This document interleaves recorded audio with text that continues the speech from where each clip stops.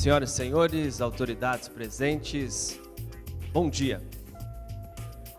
Em nome do nosso presidente João Moura e também de toda a diretoria da Abrafiltro, sejam todos muito bem-vindos.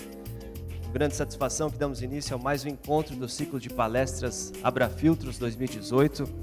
Temos, durante o ano de 2018, debatido, discutido temas ligados à nossa área e também ao contexto socioeconômico do Brasil e do mundo.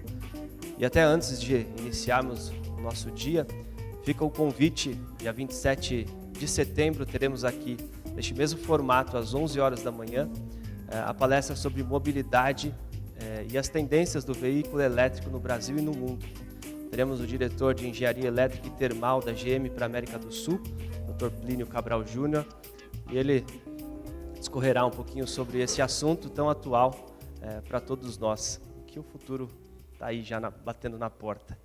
O tema escolhido de hoje é os novos desafios regulatórios na indústria 4.0 brasileira. Um evento que conta com a parceria da empresa TOTVS. E para ministrar a palestra de hoje, temos o prazer de receber duas referências no assunto. Luciana de Freitas Antônio, graduada em Análise e Desenvolvimento de Sistemas pela Unixul e em Direito pela Universidade São Judas. Tem mais de 10 anos de experiência na área comercial, atendimento fiscal e consultoria tributária, fazendo desde 2013 parte do time de consultoria tributária de segmentos da TOTVS. César Monteiro, graduado em Ciência da Computação e MBA em Gestão Empresarial pela Fundação Getúlio Vargas. Possui 23 anos de experiência no mercado de TI, atuando no desenvolvimento de software, gestão de projetos de implantação e pré-venda de soluções ERP, com foco em supply chain. Atualmente é responsável pela estratégia de ofertas de soluções para o segmento de manufatura da TOTVS. Nossos agradecimentos à TOTVS, aos nossos parceiros. Tenham todos uma ótima palestra. Uma salva de palmas. Obrigada pela oportunidade, primeiramente. Eu sou a Luciana Freitas. Vou mostrar para vocês um pouquinho do nosso cenário tributário. Gostaria de apresentar para vocês o que a gente pensa quando a gente fala em cenário tributário. Vocês já pararam para pensar o quanto isso é penoso para as empresas, o quanto isso é difícil de controlar? Se a gente olha o que nós temos hoje, são, em média, 3.500 legislações para que uma empresa de médio porte consiga se manter atualizada. Eu tenho uma alteração legislativa de aproximadamente uma norma a cada 2 horas. Em 2013, o Brasil bateu um recorde em fiscalizações. Posso dizer que esse número já foi batido mais ou menos 3 vezes, até 2017. São 190 bilhões de arrecadação por autos de infração das empresas pelo fisco. Então, são números exorbitantes. O fisco busca entrar na era digital, e esta entrada na era digital se faz com o projeto SPED. É bem conhecido de vocês, é um sistema público de escrituração digital, que está nos trazendo para uma era mais moderna, no qual o ente tributante, representado pela Receita Federal e por outras entidades governamentais, busca introduzir, mudar o cenário manual que nós tínhamos lá na entrega das obrigações acessórias para um cenário mais digitalizado. A entrada do projeto SPED em 2004, mais ou menos isso, trouxe para esse cenário, em 2017, um montante de 25 milhões de declarações recebidas pelo fisco, de forma online, de forma transparente, e modificou o cenário de autuações. Então, eu tinha lá, em 2012, um montante de autuação de aproximadamente 110, 120 bilhões. Isso mudou com a entrada de uma das obrigações acessórias dentro do projeto SPED. Tivemos um pico de 190 bilhões de arrecadação em autos de infração, tá, gente? As empresas foram se adequando, essas infrações foram diminuindo. Tivemos a entrada de uma nova obrigação em 2015, que foi a ECF, o que elevou o pico de autuações das empresas para 200 bilhões. O fisco arrecadou, com o projeto SPED, o ano de 2017, 200 bilhões em auto de infração. É um número muito grande quando você pensa que o controle deles está todo dentro do projeto. Hoje é possível cruzar qualquer informação, desde a entrada da mercadoria até a sua saída, desde a aquisição dos insumos até o seu consumo, desde o chão de fábrica, vocês vão ter a possibilidade de ver dentro de uma das obrigações. Então, quanto maior o seu controle sobre o cenário tributário, sobre as suas normas, maior a possibilidade de você não entrar aqui neste quadro. Se vocês entrarem lá na Receita Federal, eles têm vários comparativos do que o projeto SPED significa para eles.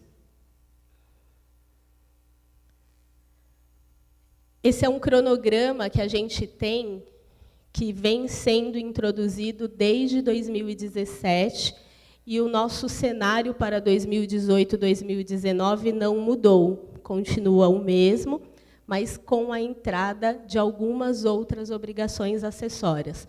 Estou falando aqui do E-Social, da EFD-REINF, da DCTF-Web, GR-FGTS, o Bloco K, que deixou de ser papel e virou uma realidade, principalmente para as indústrias. Nota fiscal eletrônica, uma evolução do projeto da nota fiscal eletrônica.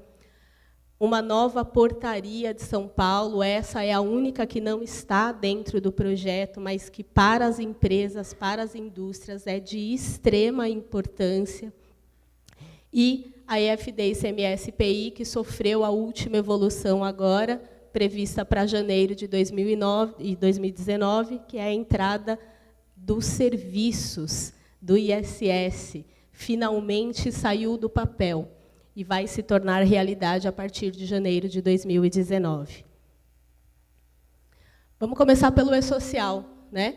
O maior projeto do projeto SPED, a maior obrigação acessória dentro do projeto SPED, é a obrigação que normatiza, que traz toda uma série de regulamentações para dentro do projeto.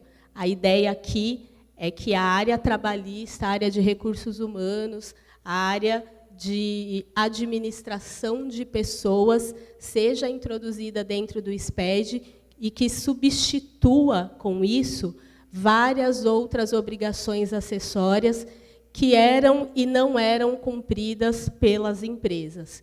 A ideia do fisco é ter um controle sobre todas as contratações e todo o procedimento dentro da área de recursos humanos das empresas.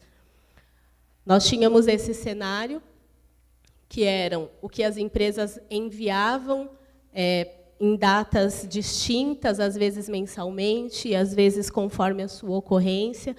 E com a entrada do E-Social, a ideia, a proposta, é que tudo isso seja substituído e seja alocado em um único dispositivo, um único servidor.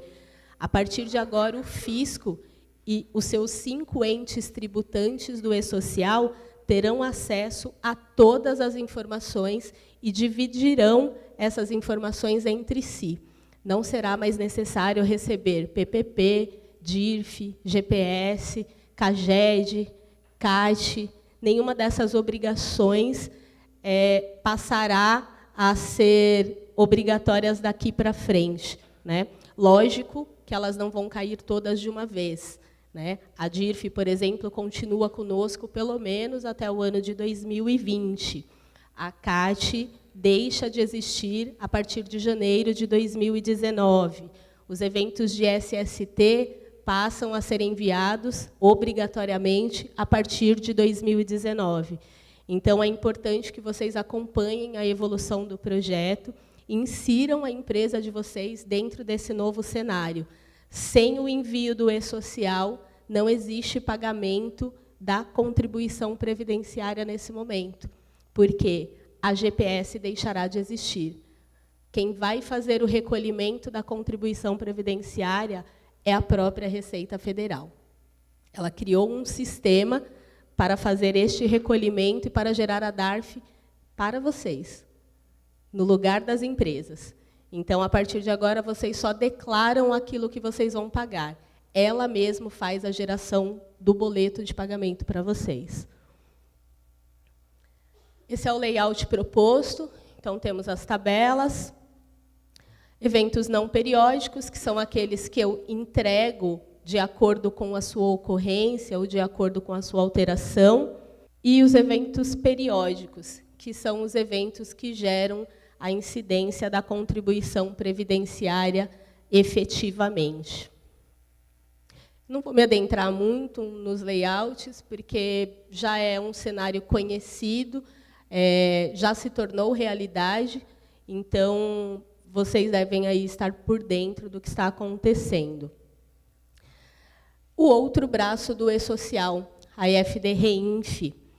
A Reinf nasceu dentro do projeto E-Social e veio complementar a parte da contribuição previdenciária que diz respeito a notas fiscais, a títulos de pagamento, ou a qualquer tipo de documento onde nós tivermos a incidência de tributos federais.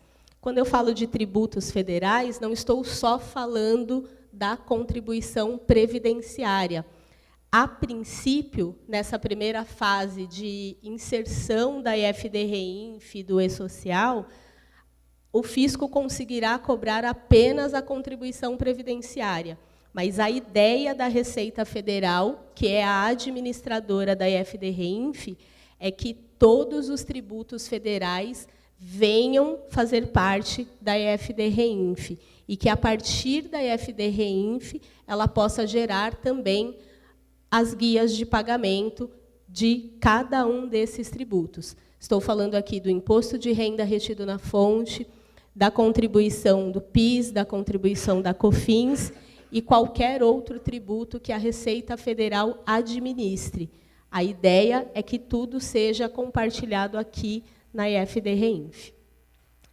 Ela nasceu dentro do E-Social, mas por dificuldades de se conseguir uma compreensão por parte das pessoas que trabalham com recursos humanos, ela virou uma nova obrigação acessória. Essa divisão trouxe para o cenário do E-Social e da EFD Reinf os departamentos fiscal, financeiro, contábil, aqueles que são responsáveis por controlar os pagamentos diversos, né? Significa que as áreas não têm que se conversar? Áreas de recursos humanos, de administração de pessoal e as áreas responsáveis pelo controle fiscal da empresa? Não, muito pelo contrário. Estas duas obrigações juntas substituirão a forma de pagamento e recolhimento da contribuição previdenciária. Então, é importante que essas empresas consigam se conversar, que esses setores consigam se conversar para conseguir fazer o pagamento correto da contribuição previdenciária.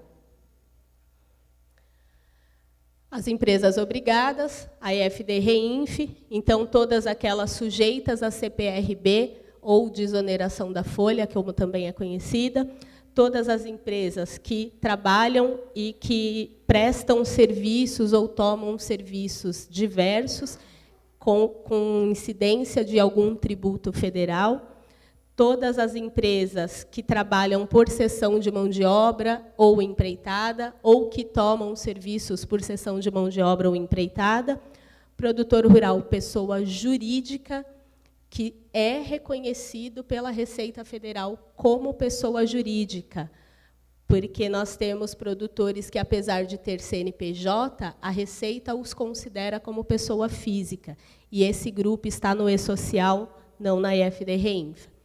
E aí as associações e entidades desportivas que mantenham times de futebol profissional, juntamente com as entidades que promovem eventos desportivos. Por que essas empresas estão aqui? porque essa arrecadação de 5% de contribuição previdenciária sobre os eventos desportivos não estava chegando no ente tributante, que é a Receita Federal. E aí eles decidiram fiscalizar e foram introduzidos aqui na IFD-REINF. Tudo tem um propósito, tá, gente? CPRB. A CPRB estava dentro da IFD Contribuições, ela sai da IFD Contribuições e vem para a IFD-REINF. Tivemos uma alteração na norma, então foi publicada a Lei 13.670, agora em 2018, e todos esses segmentos permanecem com o benefício da CPRB, pelo menos até 2020, que é o prazo dado nessa lei, né? Isso vai mudar, esse cenário vai mudar. A proposta do governo é que somente as empresas de construção civil, transportes e comunicação jornalística permaneçam com a CPRB por mais tempo. São empresas que eles detêm controle. Vou falar um pouquinho dos prazos. Já estamos aí na primeira fase, né? A primeira etapa já passou. Então, para a IFD-REINF, nós temos a versão do layout 1.3.03, que foi publicada agora, em julho, final de julho.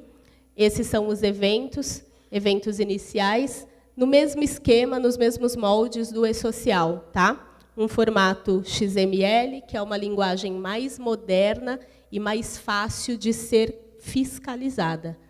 É por isso que mudou de TXT. A ideia da Receita é mudar todas as outras obrigações acessórias dentro do projeto SPED para essa linguagem também. Eventos de tabela, e aqui falamos de processos judiciais ou administrativo. Todos os processos da empresa ou de terceiros, dos seus fornecedores, deverão ser demonstrados tanto no e-social quanto na IFD-REINF, que estejam relacionados à contribuição previdenciária. Então, a partir de agora, as empresas passam a controlar não só os seus processos, como também os processos dos seus fornecedores. É obrigatório a informação no evento.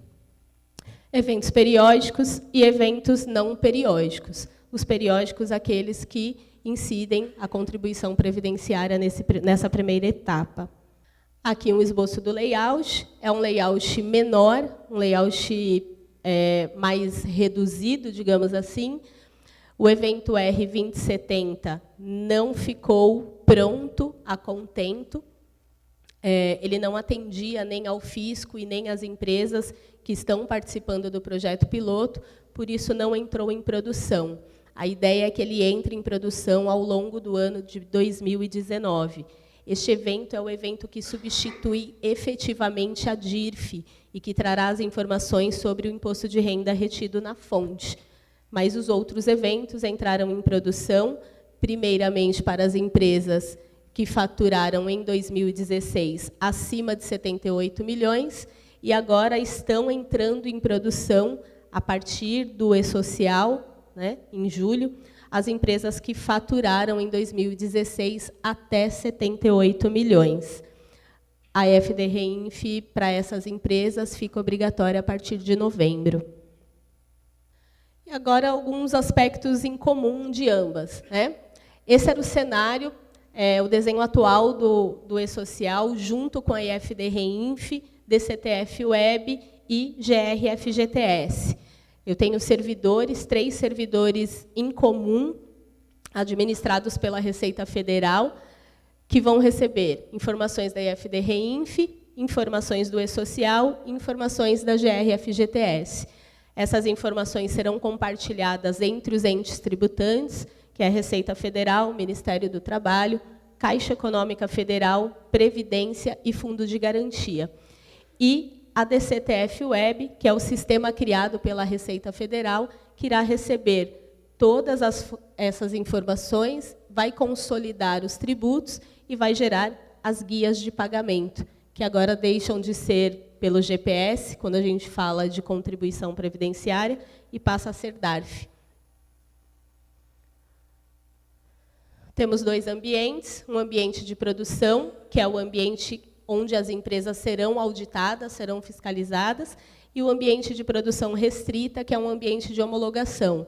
É nesse ambiente que vocês poderão testar todas as suas normas, todas as suas regras de negócio, para que não corram o risco de ser fiscalizados lá na frente. Prazos. As obrigações são mensais. E-Social e GRF-GTS deverão ser transmitidas ao fisco até o dia 7 do mês subsequente. Se o vencimento for em dia não útil, antecipa-se a entrega da obrigação, diferente do cenário que nós tínhamos antigamente, que você postergava.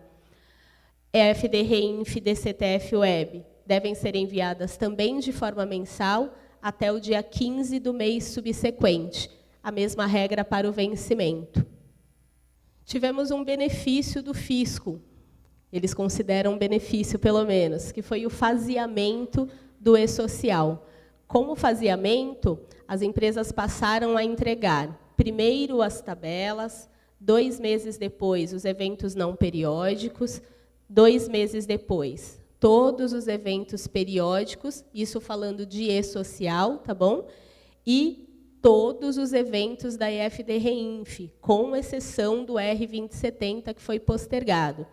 Depois, DCTF Web e o novo Fundo de Garantia, que é a GRF-GTS.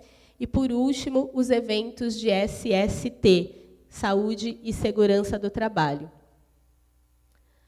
Com este faseamento, temos estes prazos. Faturamento acima de 78 milhões entrou em janeiro de 2018 na parte das tabelas do E-Social, não periódicos em março, EFD Reinf e periódicos do E-Social em maio, DCTF Web e GRF-GTS em julho, foi postergado para agosto, não haverá postergação novamente. Então, elas entram agora em agosto, competência de agosto, será gerada até 15 de setembro o pagamento da contribuição previdenciária pela DCTF Web e o pagamento da guia do Fundo de Garantia pela GRF-GTS. E eventos de SST em janeiro de 2009. Estamos nessa segunda fase, faturamento até 78 milhões. As tabelas deveriam já ter sido enviadas em julho de 2018, tabelas do E-Social, não periódicos do E-Social em setembro, periódicos e EFD Reinf em novembro e eventos de SST, DCTF Web e GRF-GTS em janeiro de 2019. A próxima fase são para os órgãos públicos de administração pública direta, e as empresas do Simples Nacional, MEI e pessoa física. Foi a última alteração imposta agora pelo fisco. Elas entram, todos tinham dúvida se entraria ou não entraria, elas entram a partir de janeiro de 2019. Muita coisa, né? Só estou falando de E-Social e Reinf por enquanto. Essa é a lógica de transmissão. Então, E-Social vai transmitir os eventos de folha de pagamento, pagamentos de pessoa física, através de eventos periódicos, não periódicos e tabelas. A EFD Reinf transmite os pagamentos das pessoas jurídicas e retenções dos tributos federais. Da mesma divisão, eventos periódicos, não periódicos e tabelas de processos judiciais ou administrativos. Tudo isso será consolidado pelo próprio fisco através dos eventos 5.000. 5.000 no E-Social, 5.000 na EFD Reinf. Esses eventos 5.000 serão encaminhados automaticamente para o sistema do fisco, que é a DCTF Web. A DCTF Web vai gerar a guia de pagamento da contribuição previdenciária, apenas da contribuição neste primeiro momento.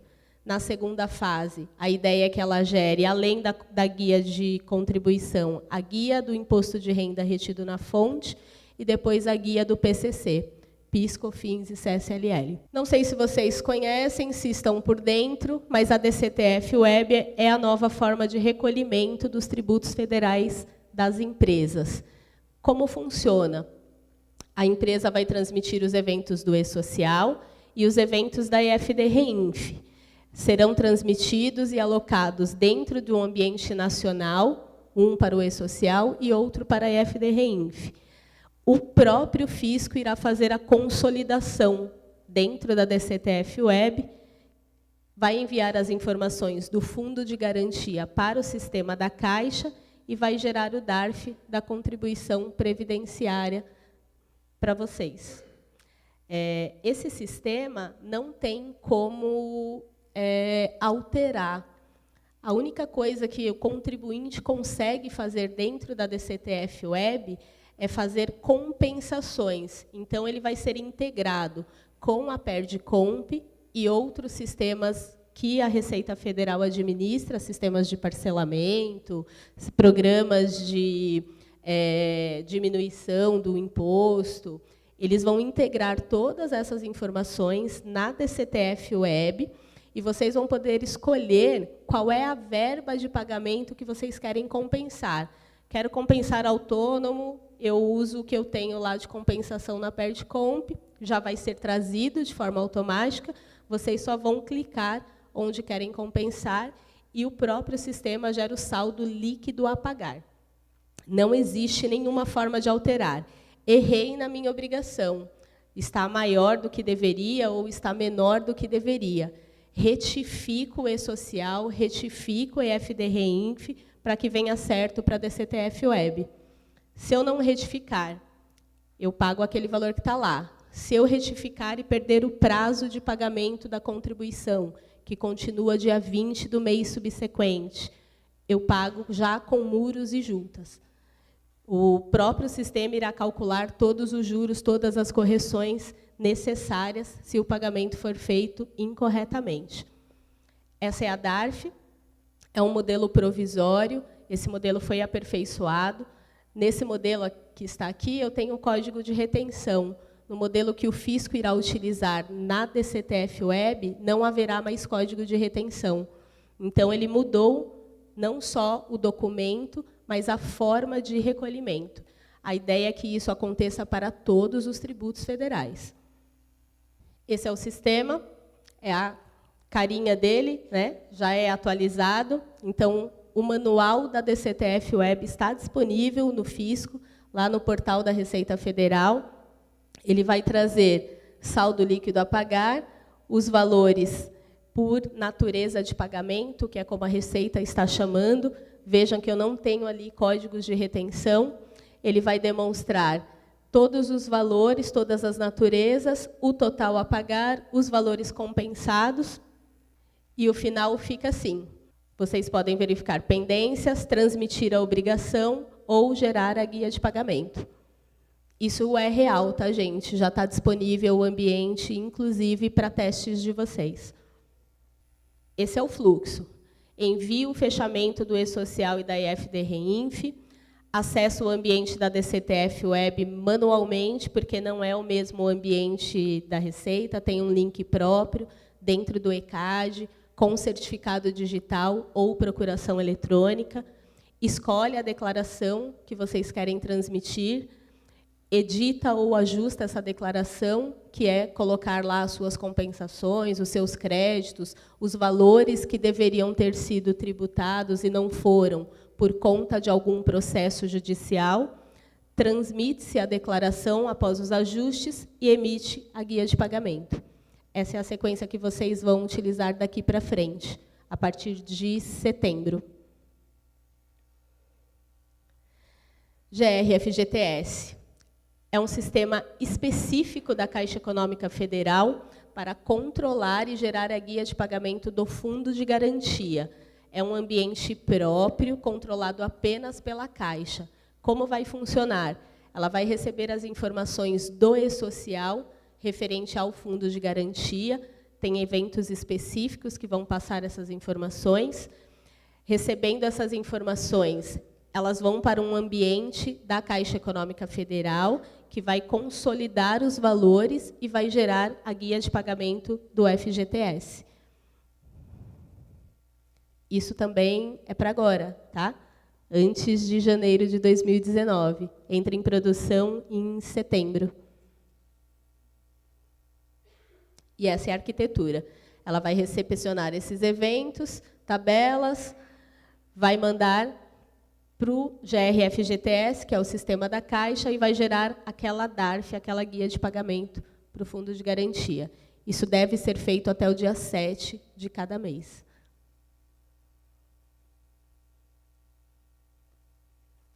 Agora vamos falar do bloco K. Vamos sair do ambiente da folha, vamos sair do ambiente das contribuições e vamos falar do chão de fábrica. O que é o bloco K? Também faz parte do projeto SPED, mas está na EFD ICMS-PI, que foi sofrendo evoluções de 2009 até hoje e chegou finalmente no livro de produção do estoque. Isso já era esperado desde 2009 aproximadamente, mas depois de muita confusão, ele realmente saiu do papel em 2017. Então, é o bloco que vai substituir a emissão do livro de registro do controle da produção e do estoque. É apenas uma substituição? Claro que não. Eu preciso modernizar o livro que eu tinha e trazer para cá informações que eu, fisco, necessito. O que é que o fisco necessitava? Saber o que é para vocês produto acabado, insumo, produto intermediário. Ele precisava saber o que vocês efetivamente produziam ou consumiam. O que vocês têm de benefício fiscal com aqueles insumos que vocês dizem que são consumidos? Como é que vocês tratam as perdas dentro do seu chão de fábrica? Tem nota fiscal ou vocês vendem como sucata? A sucata é tributada. Tem nota? Era isso que o fisco precisava saber. E com a entrada do bloco K dentro da EFD ICMS-PI, ele vai ter acesso a todas essas informações. Quem está obrigado? Por enquanto, indústrias equiparados à indústria e atacadistas, né? As empresas do Simples Nacional, não há um consenso ainda sobre elas dentro do projeto SPED. A Receita está tentando introduzir as empresas do Simples em todas as obrigações acessórias. No E-Social e na EFD-REINF ela já conseguiu, mas aqui, no SPED ICMS, ela ainda não conseguiu. Mas ela está pleiteando uma alteração da norma, né, da Lei Complementar 123, para que ela consiga introduzir as empresas do Simples Nacional dentro do projeto SPED. Os principais impactos do bloco K. Investimento em tecnologia da informação. Sem tecnologia, as empresas não conseguem controlar o seu chão de fábrica. Sistematização e padronização do processo produtivo. O que o fisco quer é que cada segmento trabalhe de uma única forma. Independente da sua regra de negócio, é preciso sistematizar, é preciso entregar as mesmas informações. Modernizar o setor industrial e fabril.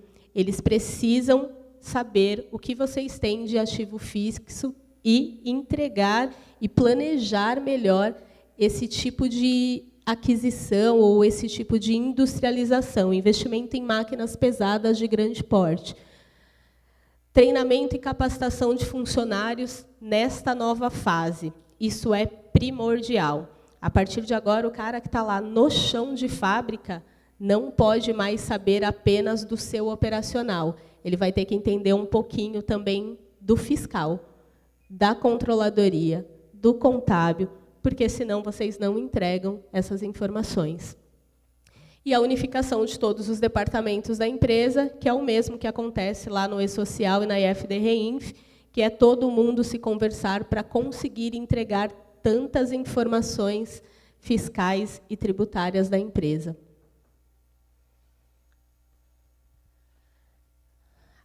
O maior questionamento com relação ao bloco K foi relacionado aqui ao segredo industrial.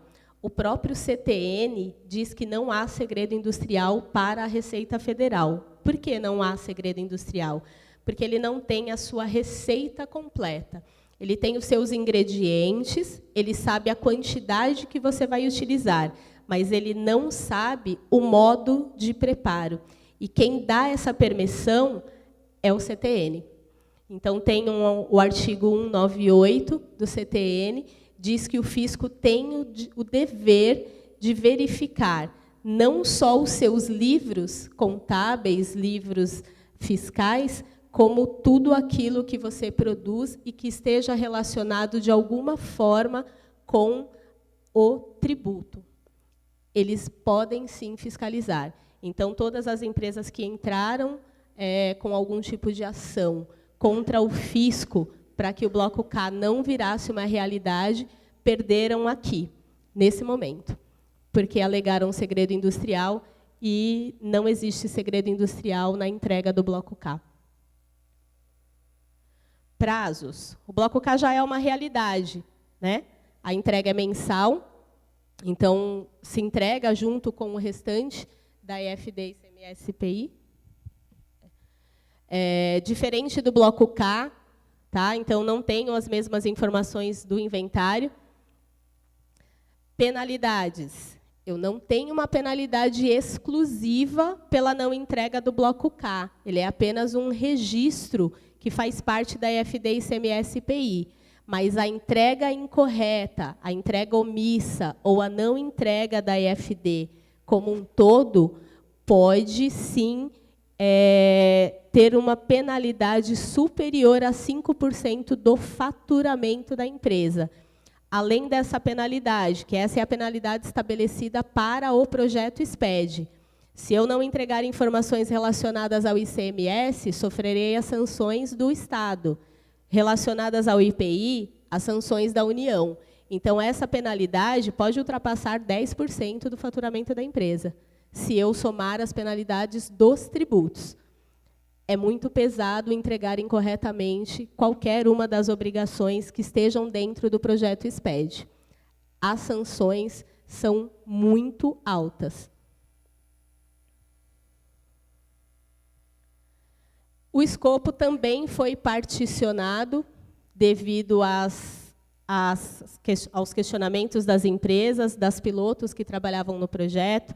Então, entrou primeiro para as empresas que faturaram em 2016 acima de 300 milhões, um escopo reduzido, né? Apenas o que é o meu estoque e a quem pertence, que era o K200 e o K280. Ele começou entrando em janeiro, e a única exceção foi para as empresas que eram habilitadas no programa RECOF. Essas tiveram que entregar o Bloco K na sua integralidade, todos os registros. Continuamos aqui no escopo reduzido. Então, em janeiro de 2018, as empresas com faturamento igual ou superior a 78 milhões entram com o K200 e o K210. Em 2019, os demais estabelecimentos, as empresas que faturam menos. Dispensa para as empresas do Simples Nacional, por enquanto. Porque se o Conselho publicar uma norma dizendo que o Simples pode entrar, o projeto SPED vai acatar. Escrituração completa para as empresas que faturam acima de 300 milhões começa agora em 2019, vai até 2021. 2022, esses estabelecimentos específicos, né, dos quinais 10, 13, 14, 15 até o 32, e as empresas que têm o faturamento igual ou superior a 78 milhões, ainda não há prazo para entregar o escopo completo do Bloco K. Mas isso não significa que elas não entrarão antes de 2022. São a maioria das empresas do país, então é possível que daqui para o próximo ano, esse ano não acredito mais, mas que no próximo ano o fisco vem aí publicar uma norma para que essas empresas entrem até 2022. Nota fiscal 4.0. Essa deu trabalho, né? De todas as versões que eu acompanhei, essa foi a pior mudança de versão por parte do fisco.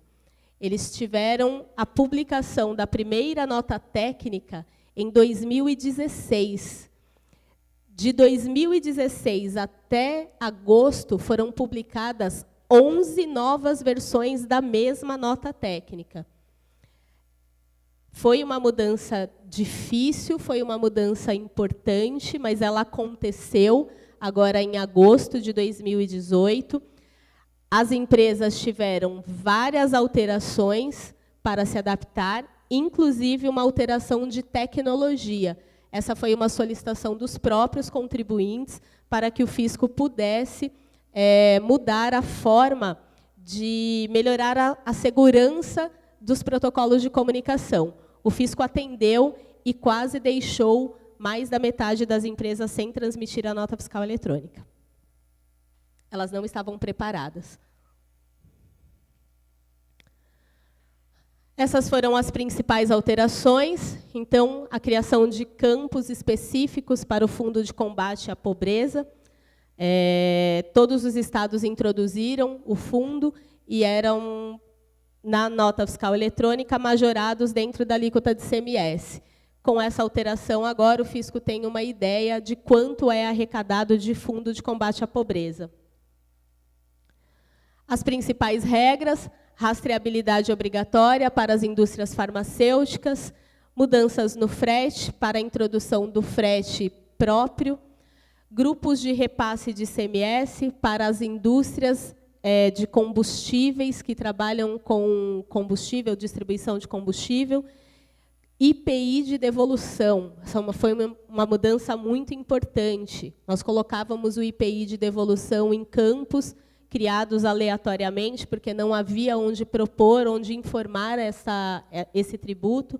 Quando a empresa é não contribuinte, recebe uma nota de um contribuinte, foi criado um campo específico. E, na minha opinião, a principal mudança, o ICMS efetivo. O que é ICMS efetivo? Foi uma solicitação do Fisco Paulista, a criação desta informação, para a alteração que eles fizeram logo depois na portaria CAT 42. A partir de agora, o contribuinte de São Paulo deixa de enviar, de solicitar a restituição do ICMS via SPED fiscal, via EFD ICMS-PI, e passa a fazer essa solicitação dentro de uma sistemática criada pelo Fisco Paulista. Uma sistemática complexa, com 2 arquivos magnéticos a serem entregues, com um sistema criado de conta corrente pelo fisco, que vai contra a determinação do STF. Isso entra em produção a partir de janeiro de 2019. Então, começou aqui na nota fiscal eletrônica. Algumas outras principais alterações da NFE. E aqui os prazos, né? Ela entrou em obrigatoriedade 2 de agosto de 2018, mesmo tendo alterações não publicadas em nota técnica. A inovação do fisco veio em comunicados. Eles conseguiram fazer alterações por comunicado sem ter um documento oficial. Porque deixei para vocês aqui, nota fiscal de consumidor eletrônica, ainda não entrou. Ela já está em produção desde julho de 2018, mas ela vai ter desligada a versão anterior em outubro de 2018. O que é importante aqui, a versão do QR Code para quem utiliza, ela mudou. Existem fórmulas e especificações distintas numa outra versão, que é a versão 2.0.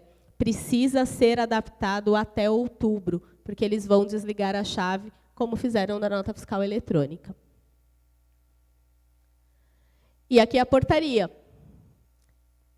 Para as empresas que trabalham com mercadorias, é extremamente importante que vocês conheçam as especificações da portaria CAT 42. Quem não se adequar não solicitará a restituição do ICMS a partir de janeiro de 2019, quando ela entra em produção. Ela criou toda uma sistemática. Nesta sistemática, o contribuinte entrega um arquivo magnético e acompanha todas as suas solicitações de ressarcimento ou restituição num sistema denominado e-ressarcimento, que é um sistema criado pela Receita, pelo Fisco de São Paulo, pela Secretaria de São Paulo, e que não está disponível nem para testes. Não sabemos como funciona ou como vai funcionar esse e-ressarcimento. A CAT 158 deixa de existir até dezembro de 2018, quando passa a vigorar a portaria CAT 42. E, por último, a grande inovação da EFD ICMS-PI, que é o bloco B, que se refere ao ISS. Com a entrada da apuração de ISS na EFD ICMS-PI, fecha-se todo um ciclo de obrigações acessórias para todos os tributos, sejam eles municipais, estaduais ou da União.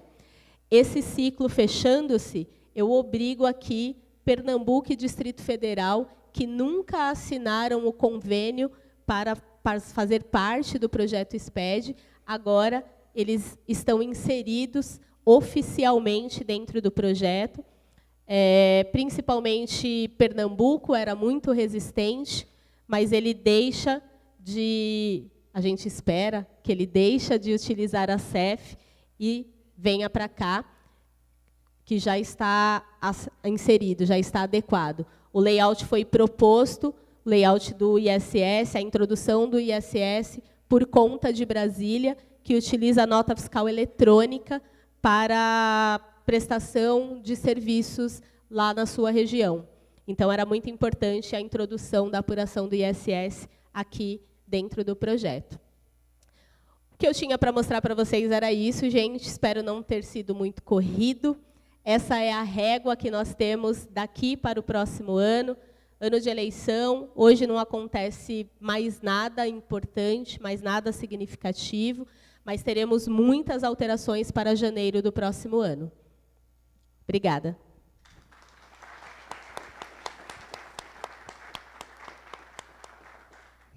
Bom dia. Meu nome é César, eu sou da TOTUS também. Eu respondo pelo segmento de manufatura, pelas ofertas do nosso segmento dentro da TOTUS, tá bom? E, cadê o passador? Desculpa. Vamos falar um pouquinho sobre indústria 4.0. Quem aqui sabe o que é a indústria 4.0? Já ouviu falar? Me ajuda aqui. Opa, tá bom. Então eu vou tentar explicar um pouquinho. Muito a gente tem falado sobre transformação digital, correto? Vocês concordam comigo que o governo já fez a transformação digital deles? Ou está em vias de? Ou seja, ele está mudando a forma como ele apura os impostos e cobra a gente de forma mais eficiente, correto? Sem dúvidas quanto a isso. Mas o que nós temos como um grande aliado, pessoal? E aí ajudar, né, na nossa transformação digital, na transformação das indústrias que vocês atuam. Usar a tecnologia a favor do, né, principalmente para ajudar a elaborar todos esses livros, todas essas declarações, mas também transformar digitalmente a nossa indústria, né? Trazê-la para um novo patamar de digitalização, tá bom? Então, assim, é realmente, como o nosso CEO aqui da TOTUS Serra do Mar diz, né, é fazer desse limão uma limonada, né? Como é que a gente consegue aproveitar a tecnologia e transformar e obter, naturalmente, benefícios com isso, tá bom? Antes de falar sobre a indústria 4.0, né, nós estamos falando da indústria 4.0, é a quarta revolução industrial, ok? Então, só para recapitular um pouquinho, nós passamos por três grandes revoluções na indústria, né? Começando com a primeira, lá quando a gente começou a utilizar a água e o vapor, né, a mecanização para fabricar os produtos, né, para produzir com mais escala. Né? Então, isso já deu um salto de produtividade. Antigamente era tudo manual, né? Era bem artesanal a produção até então. Na segunda revolução, nós tivemos aí já a eletricidade apoiando na movimentação de máquinas e equipamentos, e a gente começou a estabelecer o modelo, né, de produção em massa, né, o modelo Ford. Né? E aí já era possível, inclusive, personalizar os produtos que vocês, né, o consumidor ia querer. Né? Ford dizia que você podia escolher a cor do veículo que você queria comprar, desde que fosse preto. Essa já foi uma grande revolução. A gente estabeleceu processos e métodos para auxiliar a produção e produzir em maiores quantidades. A terceira revolução é a automação, nós falamos. A terceira grande revolução ela foi mais recente. Foi onde, mais ou menos nos anos 70, quando nós incluímos na produção, né, a TI, a automação, né, o uso de robôs, o uso de software para ajudar a controlar a produção, a calcular a necessidade, a demanda. Né? Então, usar para calcular o MRP, calcular custo industrial. Então, a gente começou a utilizar TI e foi onde surgiram os tais sistemas, né, ERP. Tá bom? E outros sistemas de automação, como MES, né, CAD, que ajudam a gente até hoje. Tá bom? E o que é essa quarta revolução, então? Essa quarta revolução ela é marcada principalmente por um avanço da tecnologia e que nos trouxe um grande poder computacional, que permite que a gente faça a conexão, né, do mundo real com o mundo cibernético. Então, a gente fala na quarta revolução que nós temos os sistemas cyberfísicos, ou seja, eu vou fundir o mundo real, ou seja, o mundo das máquinas, com o mundo virtual, através de sensores instalados nessas máquinas, né, levando informação e gerando informações para que eu possa tomar decisão adequadamente. E essa quarta revolução também fala muito de personalização. Personalização em escala. Cada vez mais o consumidor vai se aproximar da indústria para que ele possa personalizar o produto que ele quer. Então, hoje, na indústria automotiva, já é bem comum isso, né? Você entrar no site do fabricante e personalizar o seu veículo da forma que você quer, e no final, depois você vai lá buscar na concessionária o veículo com os acessórios, com a cor, com o modelo, com a motorização que você escolheu, correto?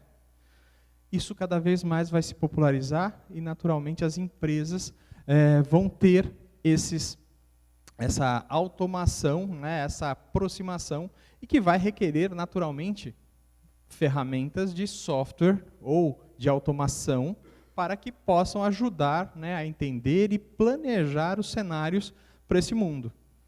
E essa quarta revolução também, pessoal, trouxe para a gente inteligência artificial. Né? Só para vocês terem Alguém aqui sabe desde quando se fala de inteligência artificial? Quando foi idealizada a inteligência artificial? Alguém? Esse conceito todo está completando 50 anos.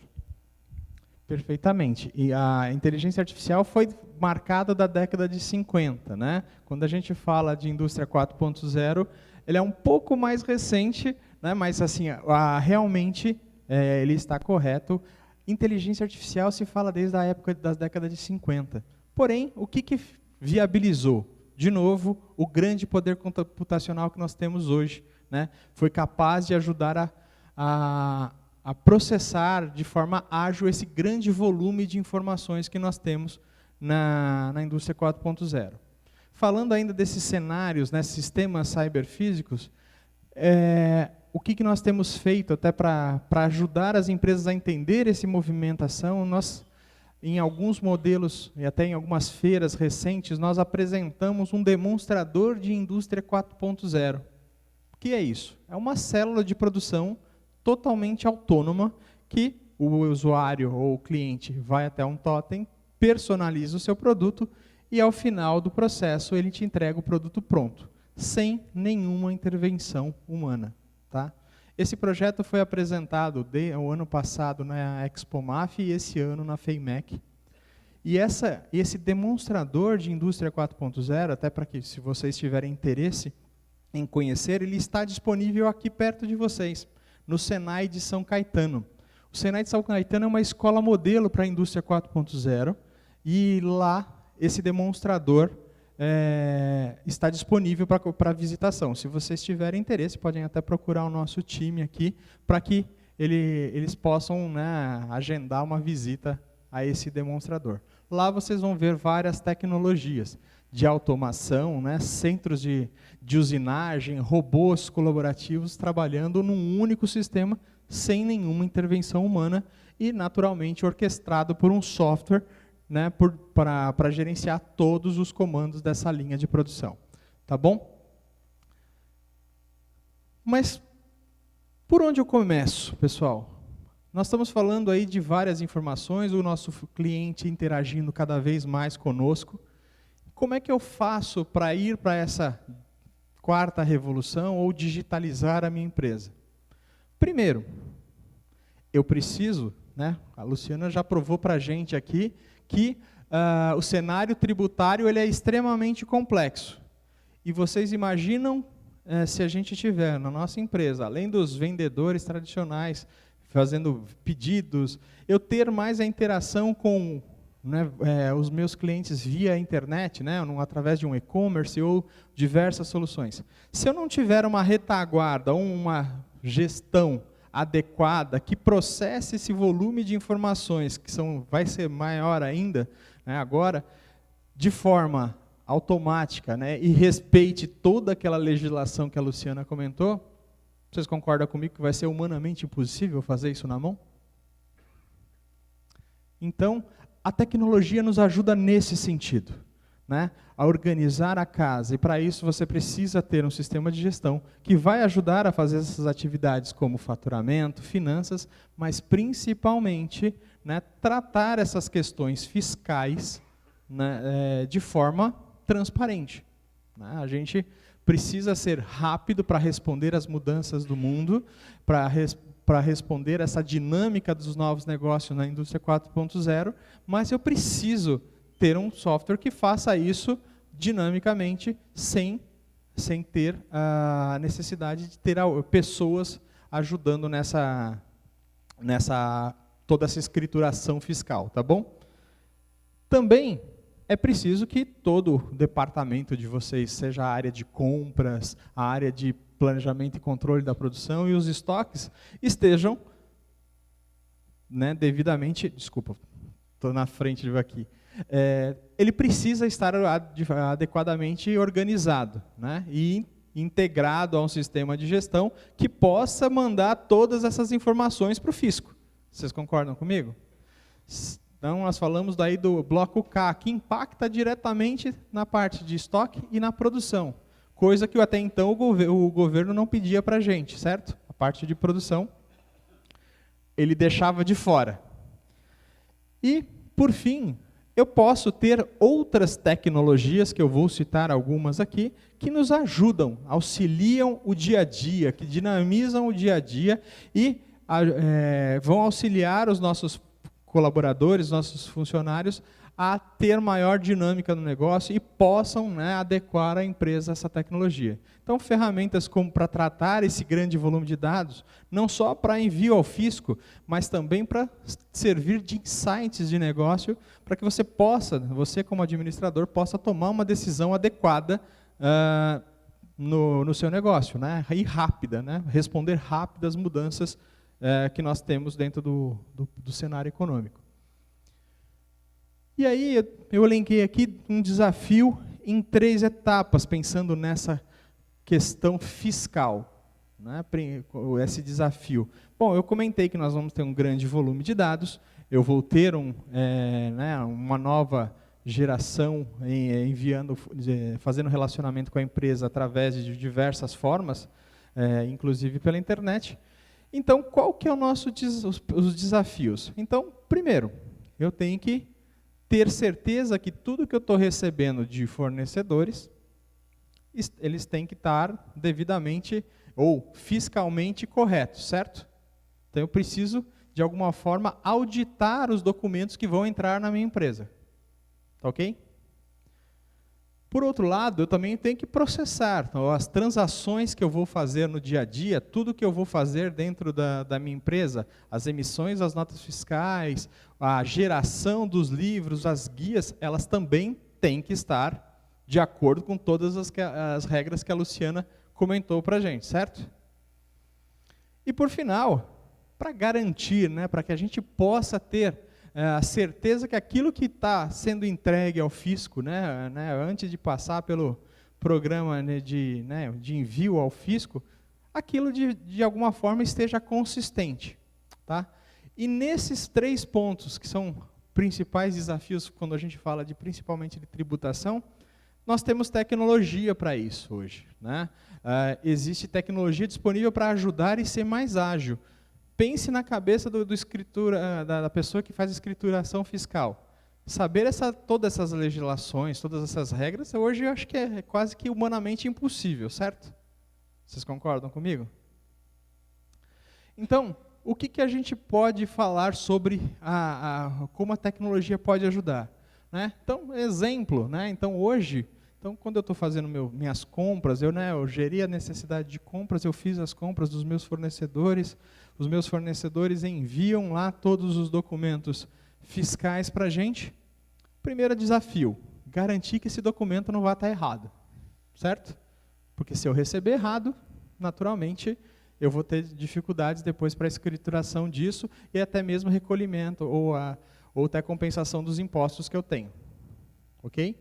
Então, como é que funciona basicamente ali, né, o ciclo com o governo? Basicamente, o emissor, né, o nosso fornecedor emite a nota fiscal, o conhecimento de transporte, ele envia para o servidor do cliente, né, então aqui é um exemplo da nossa solução, mas em via de regra funciona assim com todos. Então ele envia para vocês, e a partir daí, né, eu integro isso dentro do meu sistema de gestão, tá bom? Dentro do RP.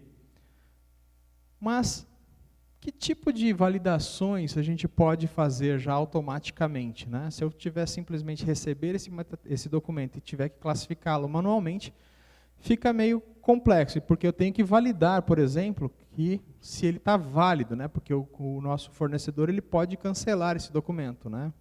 Imagine se você faz a escrituração com um documento que foi cancelado pelo seu fornecedor. Isso é um problema. Então, a tecnologia ajuda a ficar validando esses documentos, essa validade, sem ter que alguém ir lá manualmente entrar naqueles portais da Receita para poder consultar o documento. Mas também, antes dele fazer a integração com o RP, ele pode fazer a verificação de incoerências tributárias. Tá? Indicar qual a melhor forma para a escrituração. Como isso? Né? Então, algumas operações que podem ser feitas. Por exemplo, ele valida se a aplicação da alíquota de ICMS para as operações está correta, valida se eu tenho alíquotas de IPI, toda a parte de PIS, COFINS, ele valida a aplicação do CFOP, situação, né, tributária total, possibilidade de apropriação de créditos e possibilidade de créditos dos PIS e COFINS. Então, olha só, os clientes nossos que usam soluções desse tipo, e aí são várias disponíveis no mercado, eles dizem o seguinte, né, um dos nossos clientes logo começou, ele percebeu que um grande fornecedor dele estava fazendo a classificação errada de uma alíquota de substituição tributária. Ele ligou para ele, explicou isso, ele falou, não é possível. E realmente estava. Ou seja, então ele conseguiu ajudar o fornecedor dele que estava fazendo uma operação errada. Então, a gente consegue ajudar nesse sentido, processar esse volume de cruzamento, de situações disponíveis, de alíquotas de impostos diferentes, né, rapidamente. Ou seja, então eu estou usando a máquina, o computador, para que ele possa processar toda essa parafernália de fiscalização, não é isso?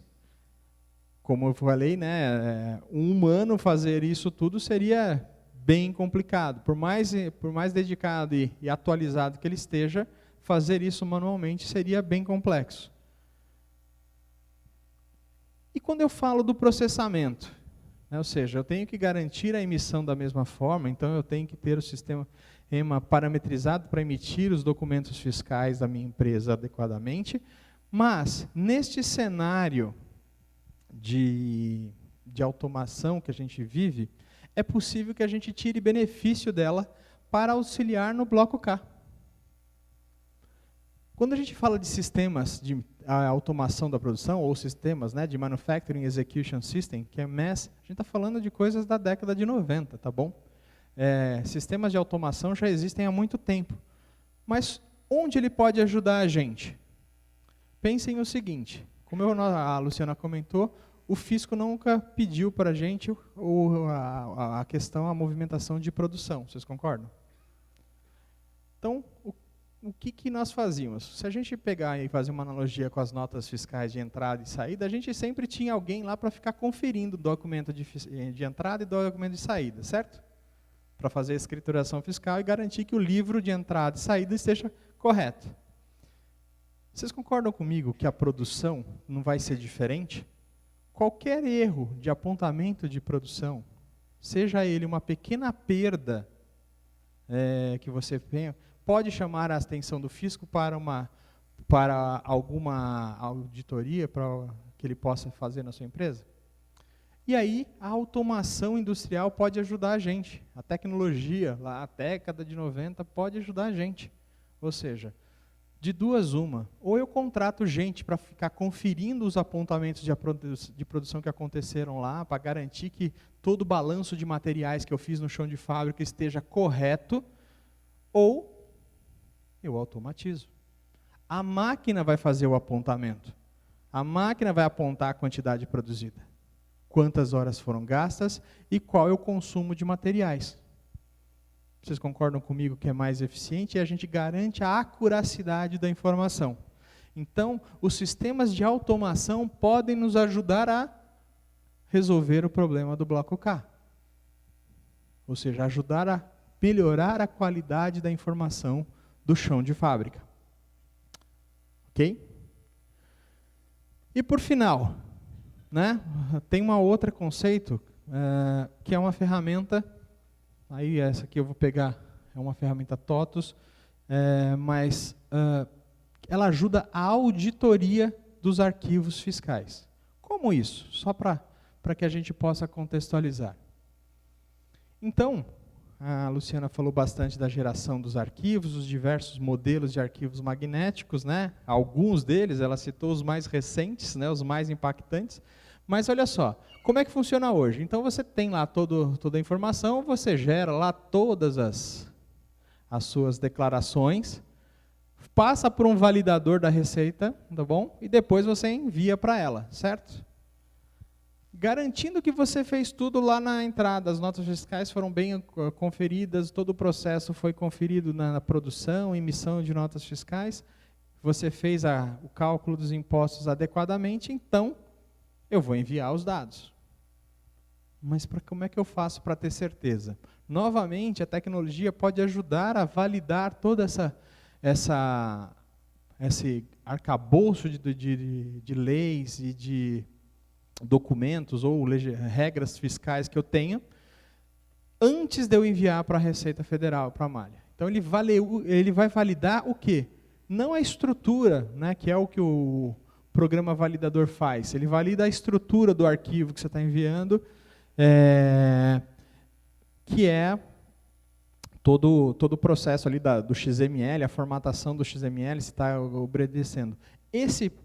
Essas soluções como esta, ela valida o conteúdo e faz cruzamentos, ou seja, ele cruza as informações com outras declarações, para garantir que aquilo que você vai estar entregando para o fisco seja realmente adequado. Tá? Então é uma forma da gente, né? Então só para ter uma ideia, é um processo totalmente em nuvem, mas ele vai conseguir apontar inconsistências, né? Todo o compliance tributário, né? Então conferência dos lançamentos e os cruzamentos entre obrigações. Então, ou seja, para garantir, de fato, que a informação que eu estou entregando para o fisco tenha consistência. Ok?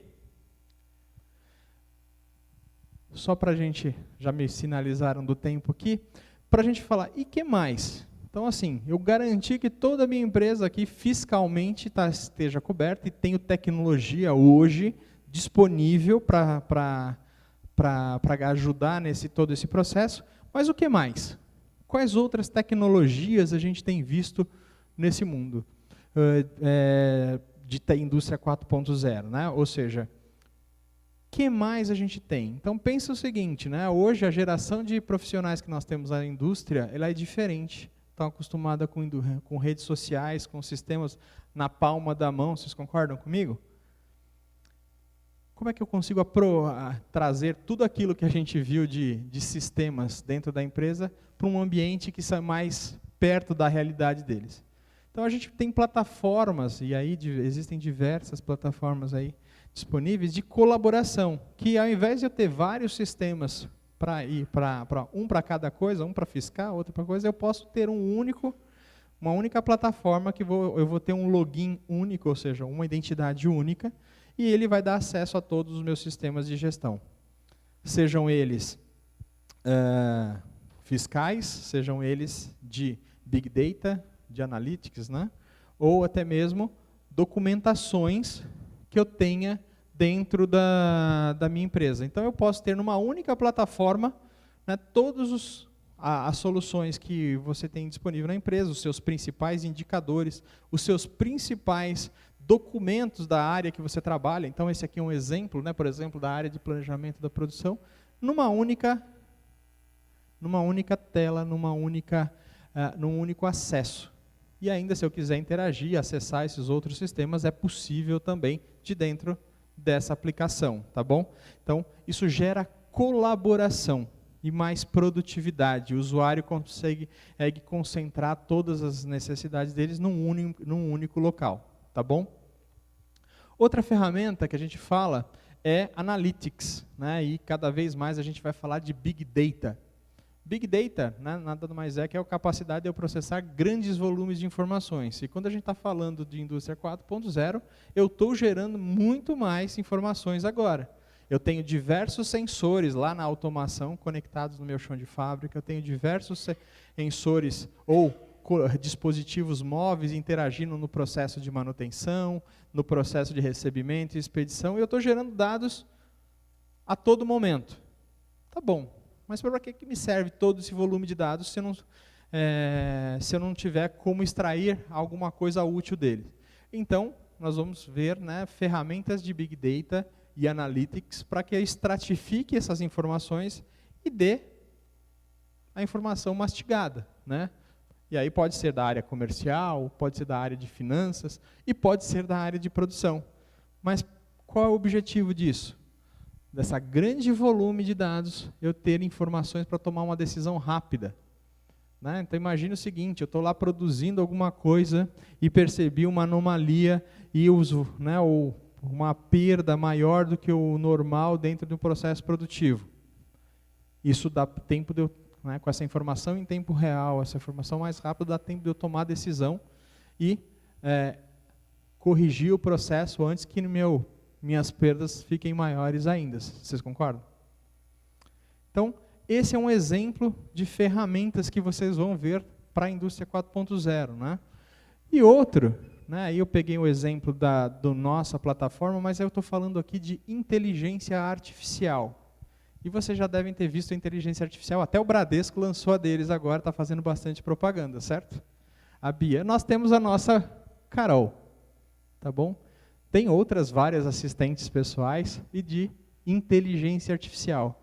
Mas eu quero me ater aqui à tecnologia e não simplesmente à plataforma. O que normalmente, qual é a capacidade que uma tecnologia de inteligência artificial tem e como ela pode ajudar a indústria? Tá bom? Então, qual que é a ideia? É que você capture esse grande volume de dados de qualquer fonte. Data providers,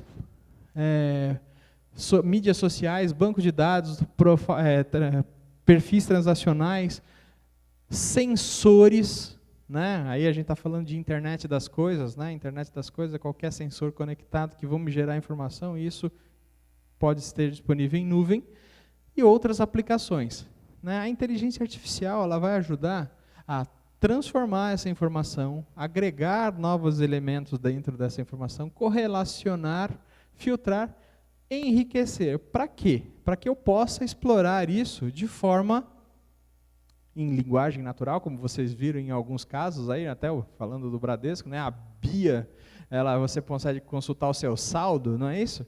Mas não é só para isso. Como é que eu posso ter informações consistentes sobre um processo de produção, por exemplo? Saber como é que está meu índice de perda dentro da produção.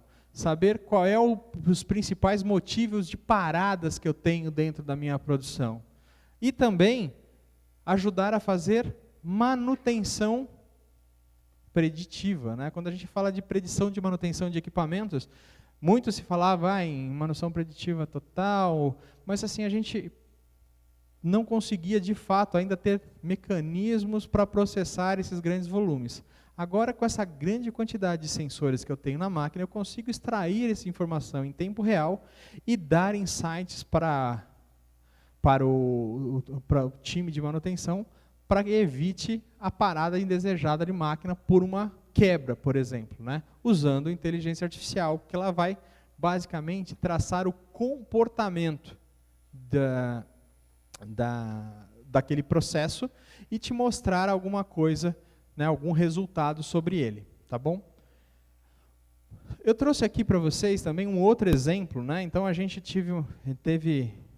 a gente naturalmente, quando fala de inteligência artificial, fala desses processos que eu comentei com vocês, mas o ano passado foi bem desafiador para todas as indústrias, e uma das tarefas das indústrias era reter clientes, certo? Então, o que nós fizemos? Nós criamos uma experiência de inteligência artificial que ajuda a fazer retenção de clientes, ou evitar churn, né? Ou seja, que o cliente não nos abandone. Como isso? Então, a gente começa a pegar grandes volumes, né? Por exemplo, nós pegamos 10 anos de vendas, né, histórico de vendas, e a gente começa a traçar o comportamento do consumidor. Justamente para quê? Para identificar que ele possa ter um risco de churn, tá bom? Ou seja, abandonar a empresa ou as compras, né? Imagine aquele cara que não compra há alguns tempos conosco, ele pode ter, por exemplo, né, comprado com o concorrente. Ou será que é o nosso representante comercial que não está atendendo corretamente? Então, que tipo de ações eu posso tomar para corrigir isso, tá bom? Então, eu consigo mostrar rapidamente aqui para passar para vocês quais são os principais clientes com risco, né, numa lista, e por que ele está com risco de abandonar a gente, e até mesmo, né, mostrar o histórico de vendas dele, e eu posso plotar isso no mapa, dizendo assim, olha, tem uma região com maior propensão de perda de clientes. Por quê? Será que é o representante comercial que não está atuando corretamente naquela região? Que campanha eu posso fazer? Será que tem um novo entrante naquela região? Então, coisas como essa são que a gente consegue fazer. Então, só para finalizar e dar um exemplo para vocês, nós fizemos esse trabalho com um cliente nosso, que foi um piloto. Ele tinha uma pessoa na empresa que ficava fazendo análise de vendas. Ele ficava 20 dias em cima de dados extraídos do próprio RP dele e trabalhando em Excel para chegar numa lista. E ele dizia para a gente que essa lista tinha 30% de acuracidade, ou seja, 30% de fato eram clientes que tinham risco de churn. Eram clientes que estavam querendo abandonar eles. Nós conseguimos fazer esse processamento, né, usando, né, de novo, grande poder computacional, inteligência artificial, em menos de meia hora, e a capacidade, né, e a acuracidade da informação dessa lista que ele soltou foi de 70%. Vocês concordam comigo que, de novo, né, um ser humano pode fazer essas análises? Sem dúvida, mas a tecnologia nos ajuda a fazer isso muito mais rápido. Né? Então, naturalmente, eu consigo dar respostas mais rápidas para a empresa e, naturalmente, evitar que eu perca um cliente por uma concorrência, por exemplo. Ok? Então, isso era um pouco de tecnologia que eu queria falar com vocês, e algumas tecnologias que que estão disponíveis e elas apoiam naturalmente esse cenário tributário e ajudam também as empresas a se transformarem, né? Não adianta sofrer com aquele cenário do governo. O governo já se transformou e agora a gente precisa ajudar, né, de alguma forma, a nossa empresa, com tecnologia, a se transformar e ser mais, né, produtiva também dentro do cenário. Tá bom? Agradeço a atenção de vocês e fico à disposição para dúvidas. Sou Davi Andrade, da Supply Service. Ok. O meu ramo de negócios são resíduos industriais. Perfeito. E resíduos entenda por desde resíduos de óleo, sucatas, solventes, enfim, tudo. Com relação ao bloco K, que foi comentado tanto desculpa, esqueci seu nome. Luciana. Luciane, e por você também, na forma contábil, nós temos um grande problema. Mas, enfim, estamos tentando resolver. Uma coisa é você montar um produto, né? Sim. Você acrescenta isso, parafuso, porca, arruela, uma chapa, tal, você tem um produto, você faz um custo em função daquilo, se houve sobra ou não. Outra coisa é você desmontar um produto. No nosso caso, muitas vezes, nós desmontamos um produto para poder montar para poder adequar ele a ter um descarte legal e ambientalmente correto. E o bloco K nisso é muito falho. Não há fórmula. O próprio re-refino do óleo, esse óleo que a gente coleta aí em postos de combustíveis, o óleo queimado do automóvel, cada tipo de óleo, dependendo da região, ele vem com uma concentração de água, de gasolina ou de diesel nele, que dá um rendimento diferente. Contaminado. Então, quer dizer, estou vendo a hora que o governo vai vir lá e dizer, pô, o que acontece que tem mês que dá rendimento de 62%, tem mês que dá 75%, o que você fez? Baixou o rendimento e vendeu sem nota? Porque esse é o objetivo disso, né? Sem dúvida. Não é facilitar a vida de ninguém, cá entre nós, né? É arrecadatório. Perfeito. Bom, enfim, temos um grande problema com essa questão do bloco K. Não temos uma fórmula. Ainda não. Não é um produto, eu não recebo produto, eu recebo, hoje não se diz mais lixo, né? Eu recebo materiais recicláveis. No fundo são lixo. E o rendimento dele é variável. Então é complicado. Mas agora, quando você fala da indústria 4.0, o que me chama a atenção é assim, porque agora nós temos sensores em equipamento, que através dos sensores eu posso processar isso, aquilo e tal. Quer dizer, eu não consigo entender de onde você está falando, porque na minha indústria eu não tenho sinal de celular na minha sala. Perfeito. Na minha casa eu devo ter uns 10 roteadores e ter uma internet de merda, com perdão da palavra. Correto? E um custo que ninguém no mundo tem. Perfeitamente. Então, quer dizer, quando é que realmente nós vamos... E estou falando que eu moro em Campinas, tá? A empresa em Itapiraí, aonde a prefeitura, depois que um raio caiu às 9 horas da noite, o prefeito tomou a decisão de desligar todo o sistema de computador da cidade, ou seja, após 17 horas não adianta emitir nenhuma nota fiscal que ela não sai. E nenhum comércio, se for emitir uma nota fiscal de refeição, tem briga com o cara que anota, fala, não dá porque a prefeitura desliga o sistema de servidor e eu não consigo emitir. Então, quer dizer, de onde nós estamos falando dessa tecnologia que você tanto diz? Então, quer dizer, onde se aplica aqui no Brasil com todos esses problemas em que eu não tenho sinal de internet na minha própria casa e lido com uma prefeitura que desliga todo um sistema às 17 horas porque cai um raio. Esse é um dos grandes desafios do Brasil. Então, a técnica de comunicação no nosso país é precária. Então, o governo tem feito algumas ações, sim, mas ainda são incipientes.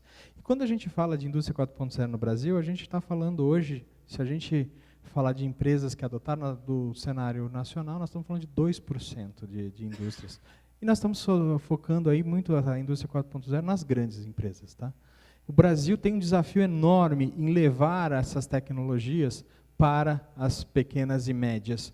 Então, as grandes, de alguma forma, têm investimento, ela tem budget para fazer investimento, pesquisa em indústria 4.0. As pequenas, de fato, enfrentam as grandes dificuldades ainda da maioria dos municípios do país, que é infraestrutura de comunicação, enfrentam dificuldades para que possam, pelo menos, se comunicar com alguém.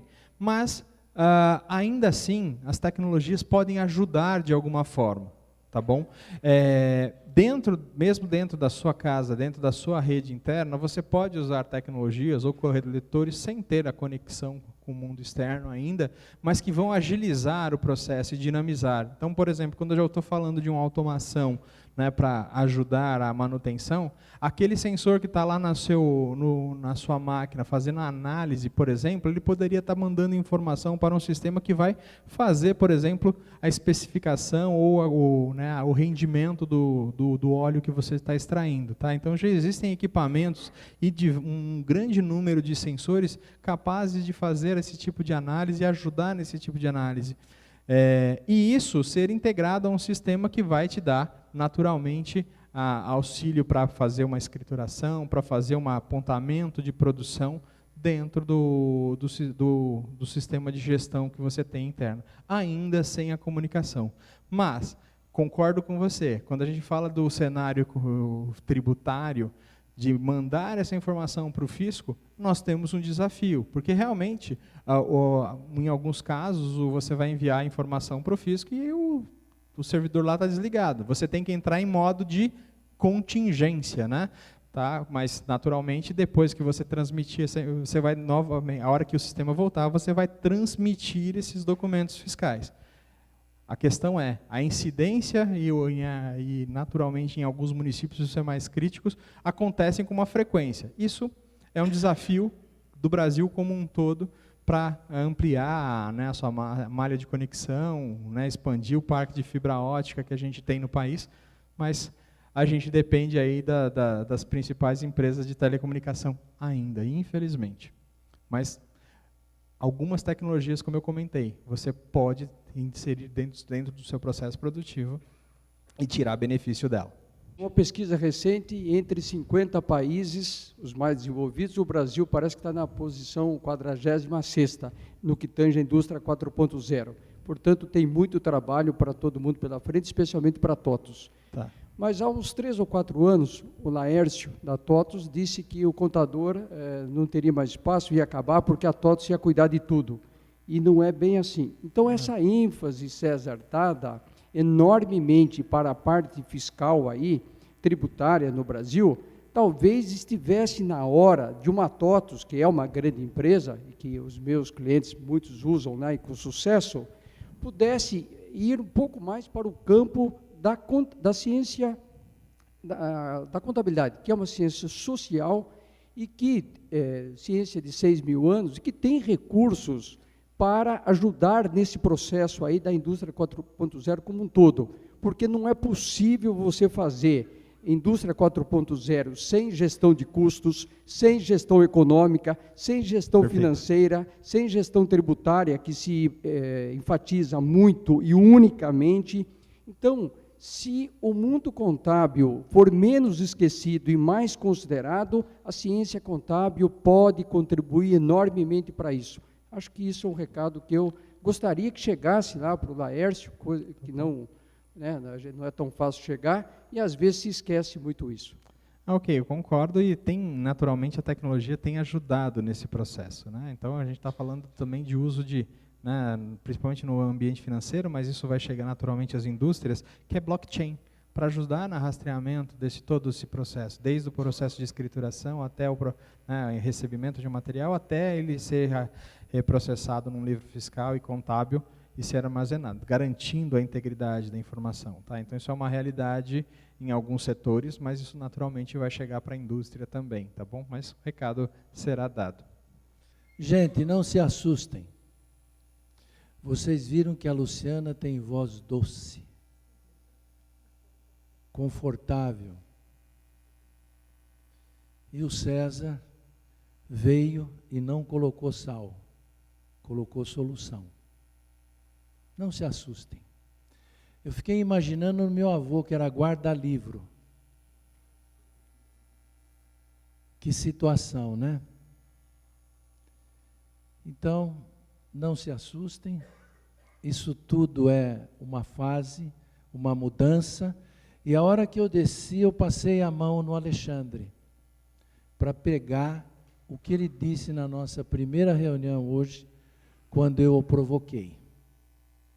Nós estamos passando por uma evolução, nós estamos passando por um momento fantástico, nós estamos passando por apurações, e nós estamos passando e sendo obrigado a aprender.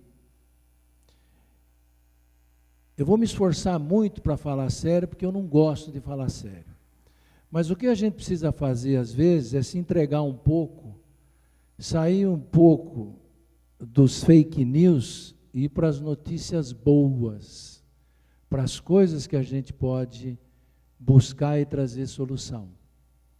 Da mesma forma que nós somos monitorados por um governo, nós também temos que monitorar esse governo. Nós vamos entrar agora num processo eleitoral. Então vamos selecionar e apurar os nossos candidatos, para que a gente possa, talvez, chegar na magia de um imposto único, que a gente possa se simplificar e que a gente possa produzir mais e que a gente possa chegar e ter uma competitividade melhor mundo afora. Que o nosso produto possa sair da mesma forma que a gente traga os produtos de fora. A inteligência nossa não é diferente de inteligência de ninguém. E se a gente seguir o que a avó, o que o pai falava, que nós precisamos estar certo e correto na lei dos homens, da lei de Deus, nada vai mudar o nosso curso, nada vai fazer diferente da nossa vida. Então, todas essas sopas de letras, eu sou uma pessoa mais velha que vocês, lembrei de Vicente Leporassi, a sopinha de letra, CPF, RFC, puta lá, e você fala tão bem, nossa senhora. Então, vamos mudar um pouco e vamos fazer a nossa parte. Vamos procurar ser melhor do que nós somos. E vamos estudar mais para que a gente possa fazer das nossas empresas melhor do que elas são. Que a gente possa administrar melhor do que nós estamos administrando. E que a gente possa fazer isso. Eu quero agradecer e abrir sempre essas portas para os novos visitantes, para as pessoas que eu tive a oportunidade de conhecer hoje, para vir falar das suas empresas, para vir falar dos seus negócios. O Helmut acabou de falar para mim agora assim, olha, o Davi está sempre procurando, está sempre fazendo, está sempre correndo atrás e está sempre buscando aprender. O Davi acabou de fazer uma pergunta, que ele não tem internet. No meu bairro tem fibra caótica. Fantástica a minha internet. É 4 pronto não sei o quê. Então, vamos fazer melhor, gente. Não vamos reclamar. Vamos procurar profissionais competentes, vamos somar com esses profissionais e vamos fazer negócio entre a gente. Nós trazemos aqui, todo mês, trazemos 2 encontros, 2 palestras. A do Jardine e sempre de um convidado. E vamos fazer negócio com as pessoas que nós tivemos o prazer e temos o prazer de conhecer. Se vocês tiverem algum problema com o sistema de vocês, procurem. Vocês viram a facilidade, a calma e a tranquilidade da Luciana. E você viu as propostas, as informações trazidas pelo César. Em nome da Abrafiltros, dos associados, da diretoria, eu quero agradecer a vocês. Nós somos apartidários, mas, por favor, estudem cada candidato de vocês. Porque, do mesmo jeito que nós vamos ter muita evolução, um candidato certo pode ajudar e fazer a diferença. Tenha a todos um excelente retorno aos seus postos de trabalho.